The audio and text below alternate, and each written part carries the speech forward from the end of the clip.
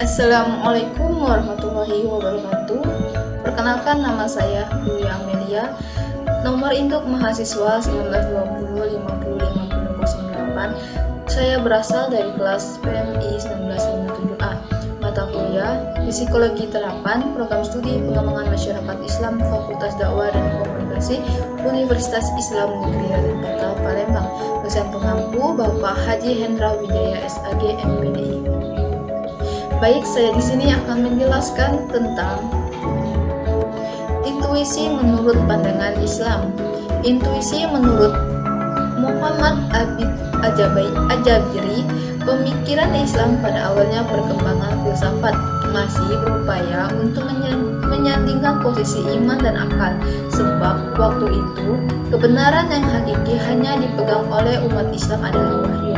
Setelah pendewaan, kemudian muncullah sebuah pemikiran yang mengkritis tradisi berpikir tersebut, yang akhirnya munculkan sebuah tradisi berpikir baru yang bersifat asketik tersebut, yang diperoleh atau yang dipelopori oleh Ghazali. Inilah tradisi pemikiran Islam berubah dengan drastis. Pada masa ini, orang-orang benar apatis terhadap pengetahuan filsafat. Hal ini menjadi landasan berpikir terhadap munculnya pengetahuan intuitif dalam Islam.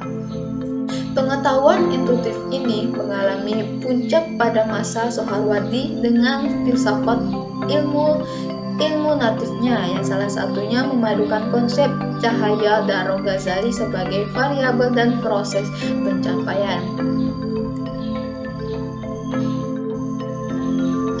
Selanjutnya, pengetahuan dan mulai sadar dengan hikmah muta'aliyah yang telah sanggup memadukan antara wahyu gnosis dan akal.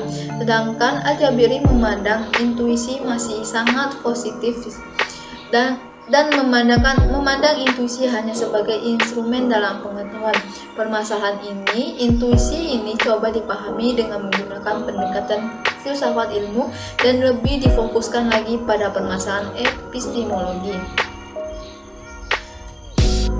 Yang kedua, intuisi berdasarkan pengalaman. Dalam kajian epistemologi Islam, intuisi menjadi salah satu sumber ilmu dan kebenaran, sebagaimana halnya rasio dan empiris. Bahkan, intuisi ini lebih tinggi kedudukannya daripada ilmu yang notabene diperoleh melalui proses penalaran dan penginderaan. Kebenaran yang dicapai melalui intuisi, metodenya memang tidak bisa dibuktikan secara rasional maupun empiris.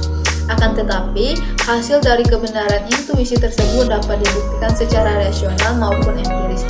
Artinya, banyak orang yang memperoleh pengetahuan yang mendalam secara intuisi yang kemudian terbukti benar.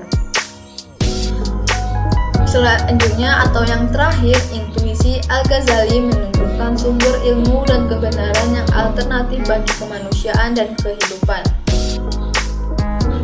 Menurut Al-Ghazali, mengumpamakan zauq adalah seperti melihat dan mengambil dengan tangan dan tidak dapat kecuali pada zaman tasawuf. Barang siapa yang tidak dikaruniai zauq sedikitpun, maka dia tidak memahami hakikat nubuwah kenabian, yakni satu tahap yang dengannya terbentuk mata yang mempunyai cahaya atau nur yang mampu menembus hal gaib dan perkara-perkara yang tidak terjangkau akal. Oleh karena itu, dalam hal intuisi datang pada yang telah siap mempersiapkan diri untuk itu. Di sini memerlukan proses khusus yang tidak sebentar. Dan proses ini tidak bisa ditempuh kecuali hanya pada jalan tasawuf, yakni dengan mengamalkan sebagaimana seorang sufi amalkan seperti halnya yang dilakukan Al-Ghazali, yakni ketika berada di jalan sufisme ini, ia terus berusaha untuk melakukan segala pekerjaan semata-mata hanya karena Allah Subhanahu wa Ta'ala. Selanjutnya, bukan atas dasar motivasi demi mencari kedudukan dan menyebarkan nama baik. Ia pun tidak menyibukkan diri kecuali hanya untuk uzal dan ahwat serta mujahadat, yaitu dengan kesibukan menyucikan diri, memperbaiki akhlak, dan menjernihkan hati untuk mengingat Allah Subhanahu wa Ta'ala dalam intuisi datang pada orang yang telah menjalani kehidupannya dengan pemahaman langsung akan kebenaran-kebenaran agama, realitas dan eksistensi Tuhan melalui praktik pengabdian kepada Tuhan secara ikhlas. Inilah yang dimaksud dengan intuisi, dengan memperoleh ilmu di peringkat yang tinggi, yaitu di perangkat istimewa yang hanya dialami oleh orang tertentu, di mana sampainya ilmu merupakan proses yang cepat dan langsung, tanpa batas-batas subjek, partikular, dan keberagamaan pada aspek eksternal manusia. Dan yang terakhir, dan itu pengetahuan intuitif, yakni sebagai pengetahuan batin terutama tentang Tuhan. Istilah ini sebenarnya digunakan tidak hanya untuk membedakan dengan pengetahuan yang diperoleh melalui akal dan indera.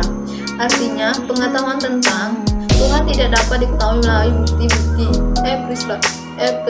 rasional, tetapi harus melalui pengalaman langsung, dan satu-satunya sarana yang dapat digunakan untuk mengetahui hakikat Tuhan adalah jiwa, sebab ia merupakan bagian dari Tuhan yang terpancar dari alam keabadian dan terpasang ke alam dunia. Ia akan kembali kepadanya jika sudah bersih dan terbatas dari keterhukuman alam dunia.